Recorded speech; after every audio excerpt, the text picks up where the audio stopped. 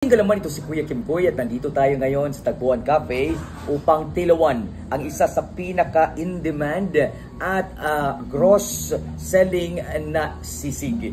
Ito ay ganina nagbukal-bukal sa kainit pero pinaundang ko muna itong pagpisik-pisik, baka ito ay tumalsik sa aking nawong at baka mapugsit. Ang sisig ay galing sa salitang sisi, galing sa dagat.